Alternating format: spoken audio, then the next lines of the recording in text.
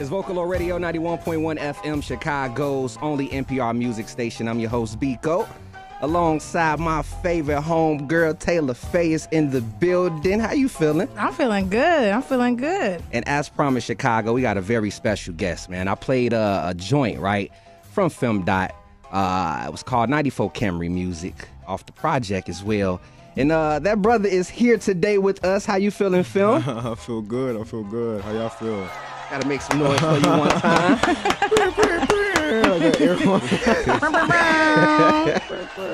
It feels good to have you back, my brother. You know, to just say, I didn't even know you transitioned.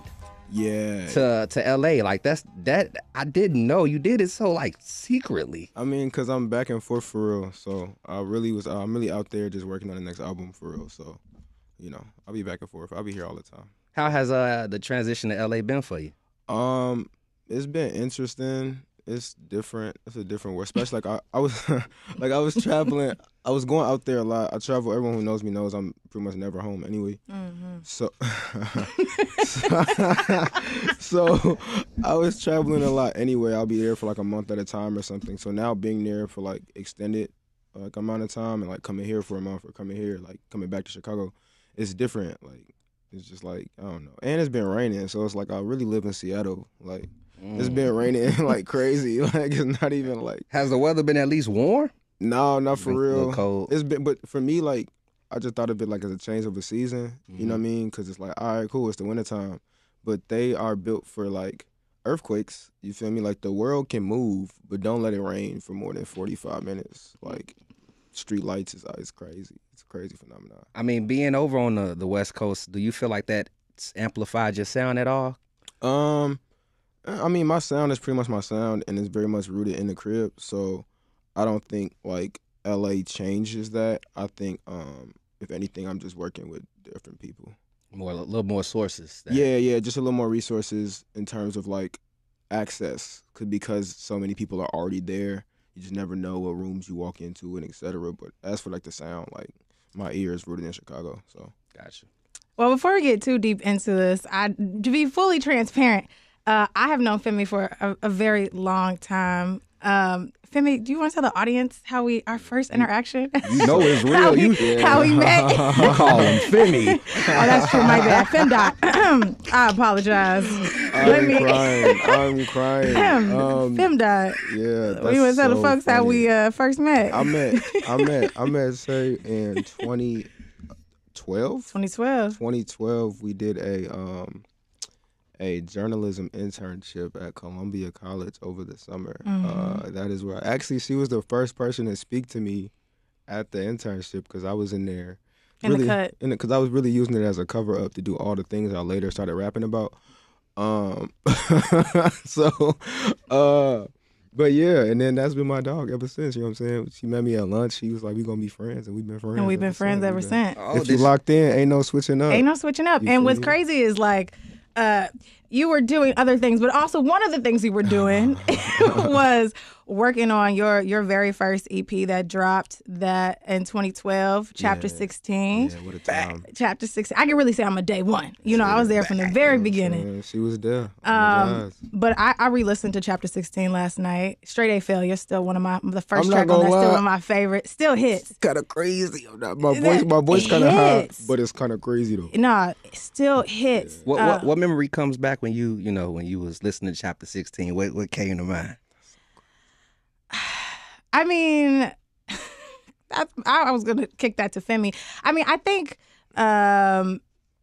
what I really appreciate about Femi's work, I mean, I thought about my own time being 16 because Femi, I really got to grow up with your projects because everywhere from Chapter 16 to Not For Sale, you really take us through kind of chronologically where you were at a particular time in your life. And so like, you know, obviously over this decade you have grown as an artist, but also like we literally got to hear how you've grown as a person. Yeah. And so like I know that you are dropping a brand new EP, and so I'd love to just tell me a little bit about that, and also like where you were when you were writing that, like what we can sort of expect from you. Yeah, I think the music very much is like just time capsules of where I'm at.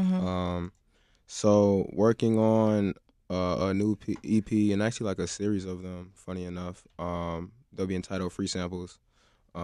Everything is all pretty much tied together to a larger idea that I started years ago. Y'all know I'm super like big and like detail. I remember we went through the whole 20 hour thing. So that's pretty much just like filling in gaps in between like Not For Sale and the next album. So it's just, I like to set a world that kind of fills people in, also to not only just where I'm at in the world like mentally, but also like how my creative process has changed. Like what sounds have I been working with. So it's like giving people free samples of like a larger idea of like what I've been doing. Cause I just have so much. This is the first time ever in life I have this much music. Like, you know, like I was in school, I was working, I was doing etc. So after 94 Camry Music, that was my first year being a full-time rapper. So now instead of me having to get up and go to class or get up and go to work and, you know, all the other stuff that I was doing, I'm just rapping and, you know, trying to fill in the gaps from there. So I'm recording way more. So I have so much more music where I'm exploring these sounds, and I'm like, okay, like we should probably also share that with people as well. So speaking of music, you know, coming up after the break, we gonna talk about how Not For Sale almost didn't make it. It almost didn't make it, Chicago. We gonna talk about that right after the break. Sure. But I'm finna take us into Delacreme too. You know, you dropped Red Marlboros. Yeah. And it taught me how to say it properly. Red Marlboros, yeah. Break down this single for everybody before we get into it. Still one of my favorite stories I've ever told. It's pretty much just speaking on how we don't know why people, you know, use what they use to cope. And yeah, I think that's the best way I could describe it. Yeah, 6 classes from a diploma.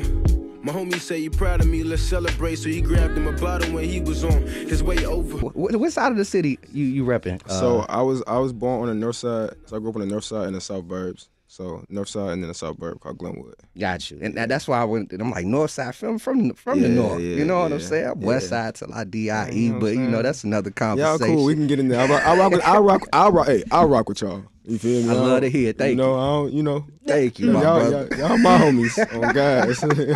Yeah. Now, before the break. You. No. I'm a South Sider. If I was on the West Side for a while, no, respect. Yeah, you know, okay. Cool. Respect. Before the break, we were talking about like how, of course, how you and Taylor met. Yeah.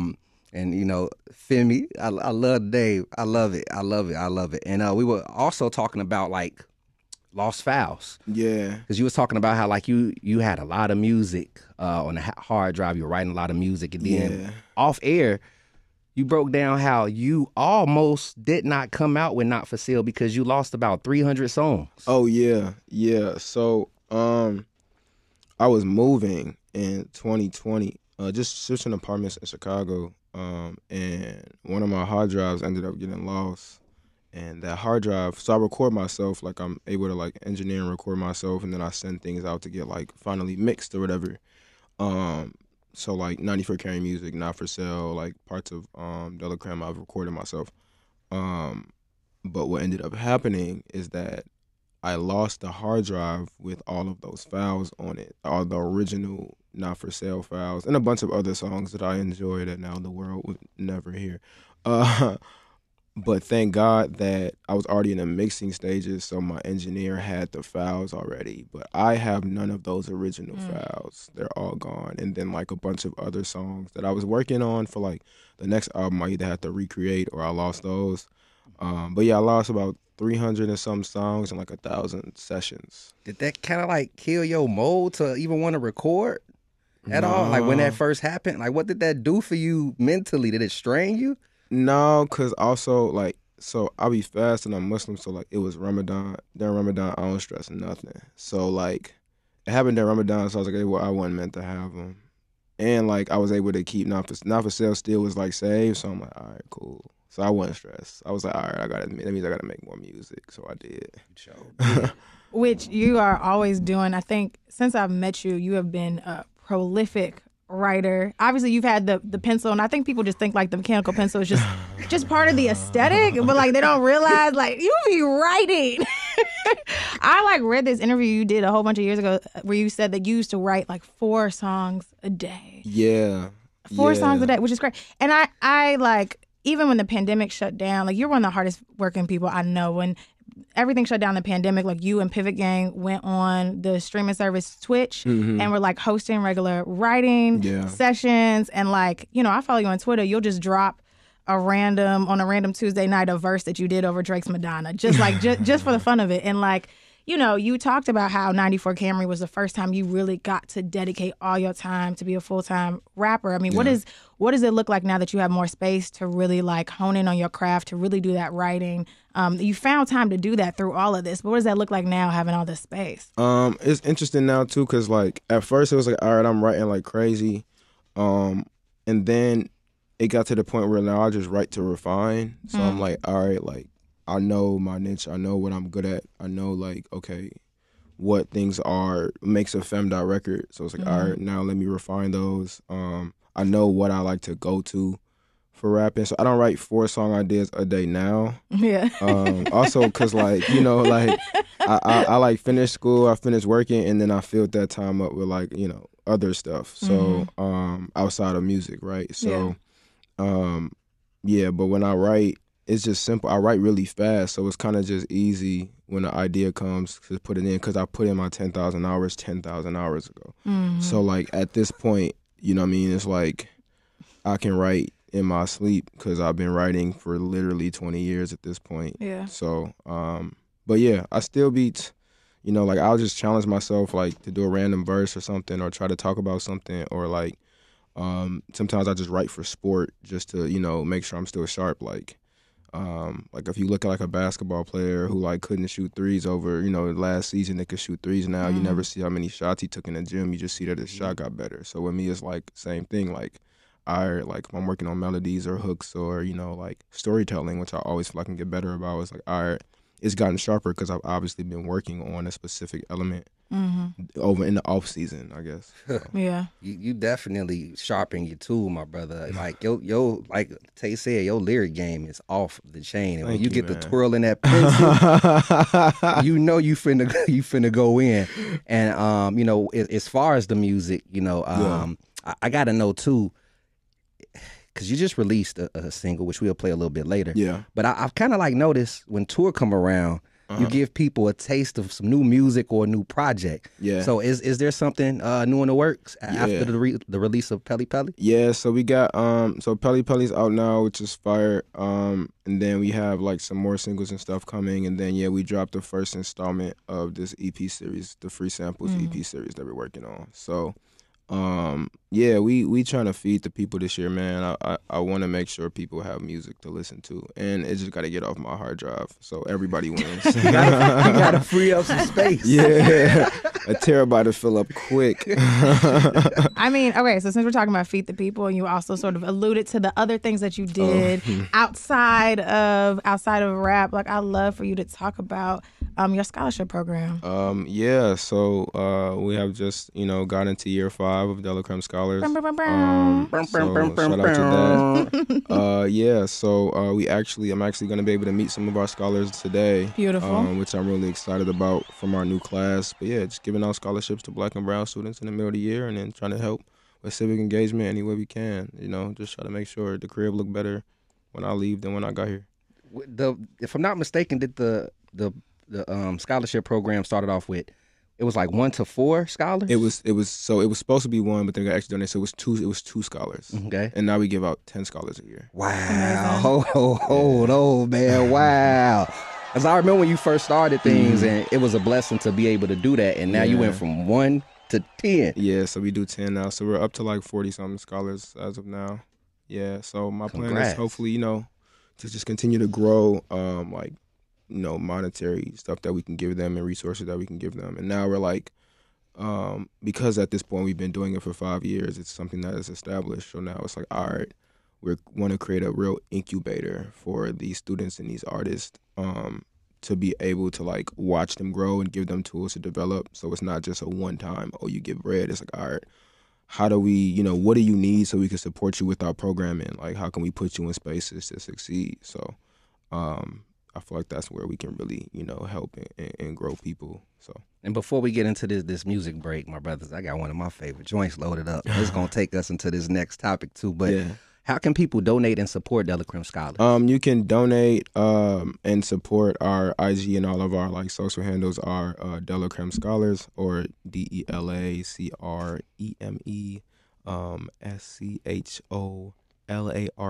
Okay. Come on, you feel me? Real spelling bee king. But yeah, that's on all platforms, and the same thing. We're at delacremescholars.org. We always are accepting donations. We are tax exempt, so you can write that off. You feel me? So you feel me?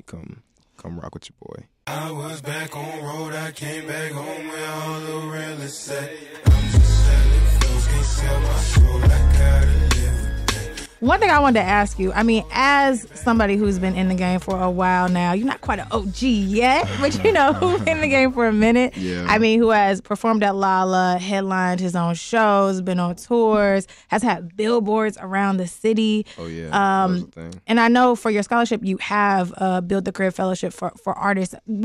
As you think about artists who are coming up and young people, what is some advice that you would give folks who are really trying to hone in on their craft and are really working towards, where you are right now? None of us know what we're doing. Say that again. So people be making stuff up, trying to tell you these are the rules or what that ain't. None of us know what we're doing. Everything I've been able to do this point has been unconventional.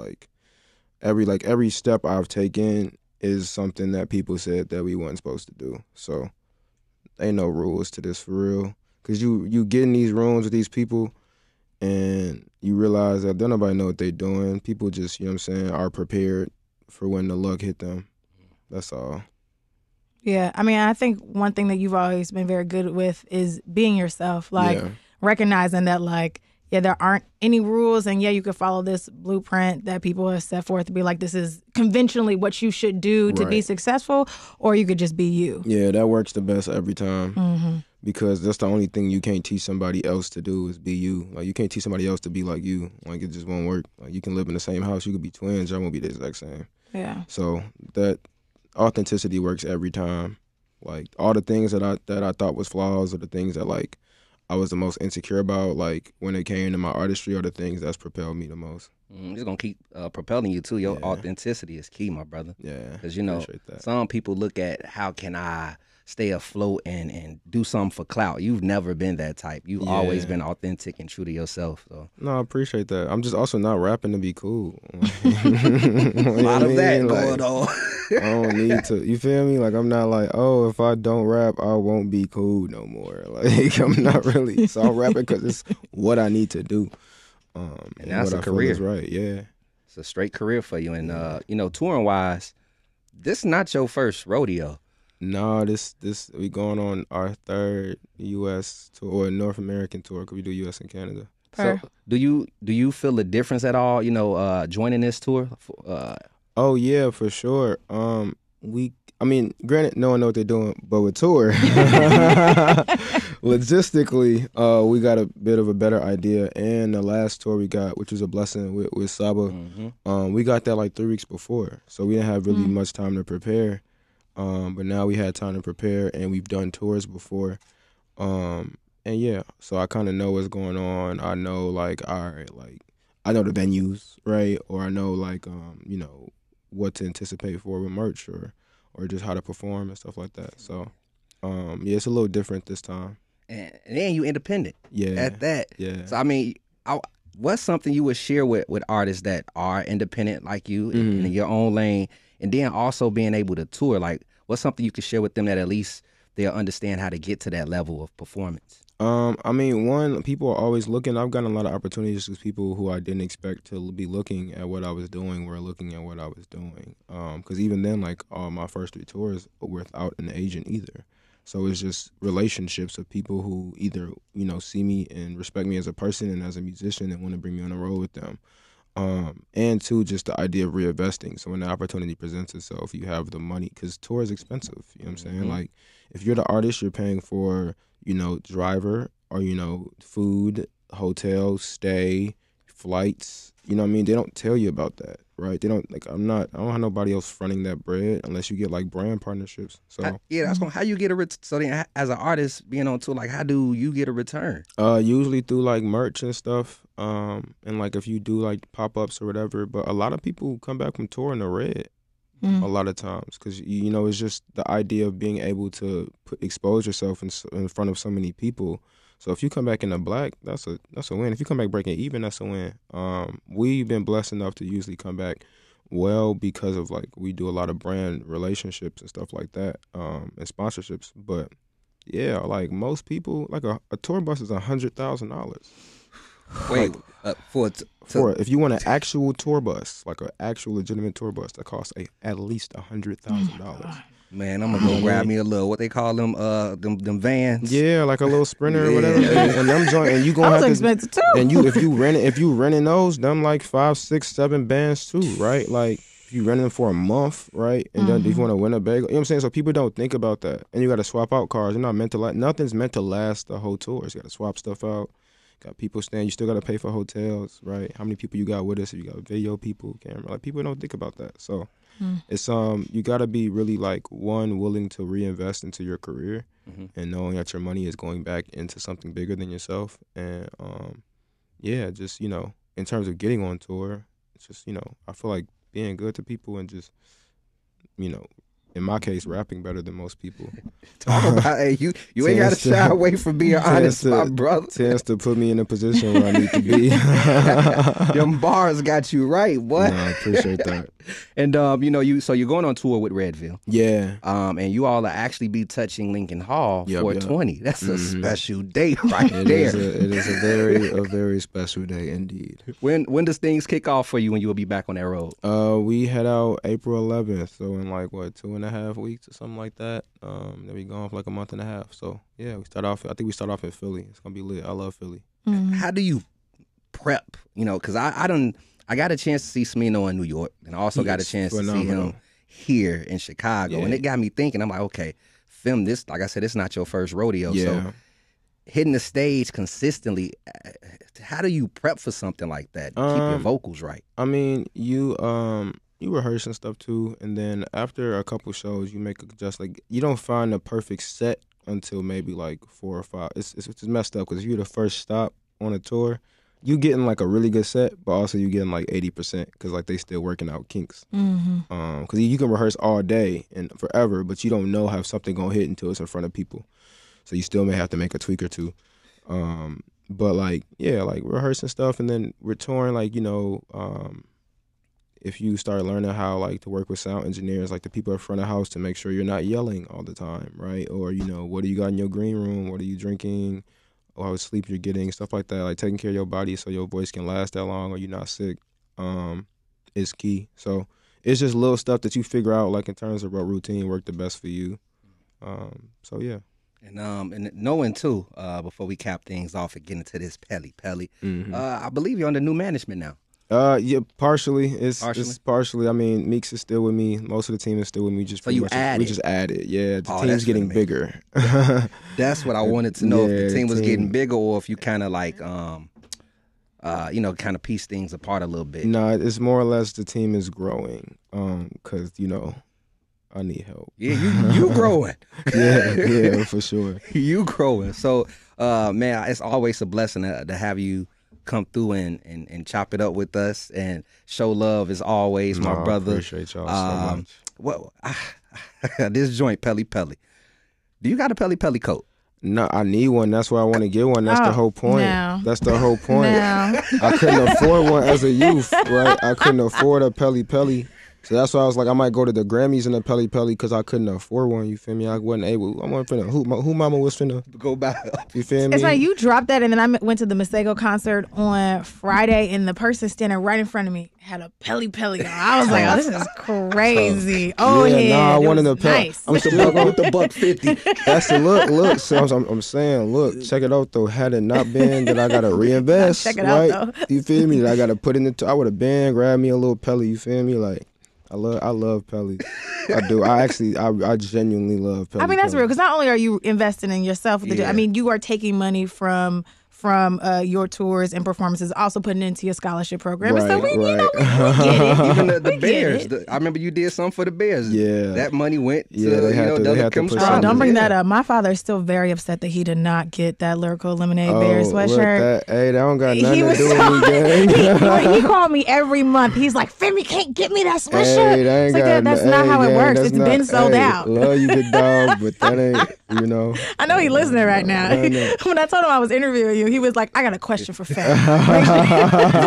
Where my swag He at? found one on eBay. He good. He got Look, his. Hey, man, bless his heart. That ain't got nothing to do with my name is Bennett, and I am not in it. And my mama. Now, capping off the show, I don't think you ever told us the album title that you releasing this year. Oh, man. I mean, it's not releasing this year, so I'm not going to Dang, gas not you put him people. on the spot. But I will. He I tried. tried. I tried. I will give people this. I've been saying this album title for the past like 6 projects. So you just gotta listen. Interesting. Okay. I tried Chicago. Yeah, it's in every project I have done since 2016. The album title. So y'all got to go back to 2016 and listen all the way through, and you will get the album you'll figure title. it out. It's I've literally been mentioning this project for years. And I got Pelle loaded up. Let everybody know how they can follow you, stay in tune, and how they can grab tickets to see you on tour coming in April 20th. Yeah, man. So you can follow me on all platforms, femdot.com. It's all spelled out. Usually if you type in Femdot, I'm pretty much the first person and the only person you see. So yeah, come follow me, pop out to a show. I got links and ticket links and bios, etc. Come see your boy. I like to jump up and down on stage. Let people know how people get in tune with you. The main way people can stay in touch with me is my Instagram, which is t.nazon95. And you can give me a follow at Official Bekoe. That's Official B as in boy, EKOE. Make sure y'all follow Vocalo on all those social handles as well. That's at VOCALO. Download that Vocalo app. Take us with you around the map.